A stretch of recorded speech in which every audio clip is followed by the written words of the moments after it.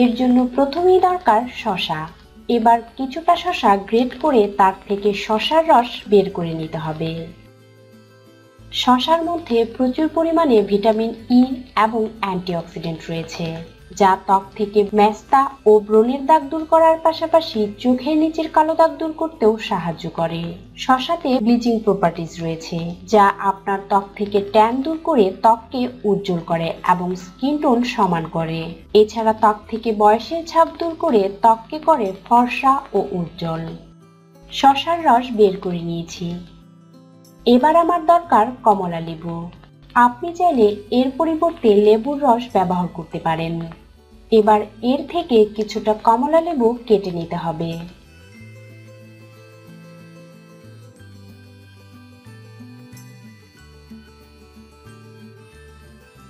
এবার একটি পরিষ্কার বাটি নিন।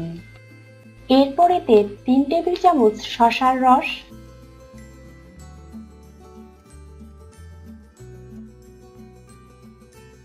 1 টেবিল চামচ কমলা লেবুর রস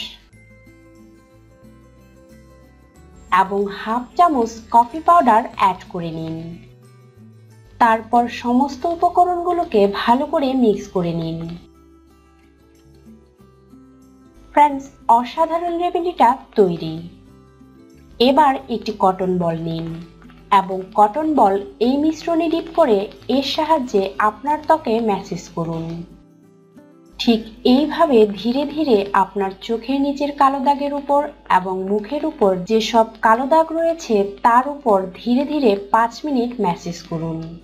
কমলা লেবুর মধ্যে প্রচুর পরিমাণে ভিটামিন সি রয়েছে, যা আমাদের ত্বককে সুস্থ করতে সাহায্য করে এবং ত্বককে করে প্রাকৃতিকভাবে উজ্জ্বল। কফি পাউডার ত্বক থেকে রোদে পোড়া দাগ দূর করে ত্বককে করে মসৃণ ও ফর্সা।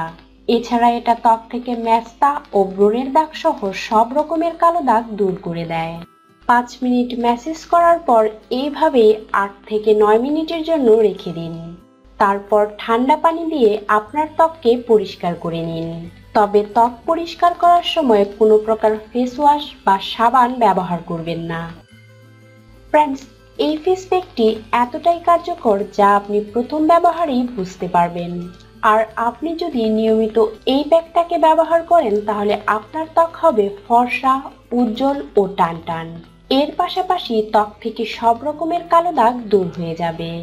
আর এই রেমেডিটাকে একটি এয়ারটাইট কন্টেনারে ভরে 2 থেকে 3 দিন পর্যন্ত সংরক্ষণ করতে পারবেন। তো ফ্রেন্ডস, আপনার ত্বকের যত্নে এই রেমেডিটাকে ট্রাই করে দেখতে পারেন। আর ভিডিওটি ভালো লাগলে লাইক এবং শেয়ার করবেন।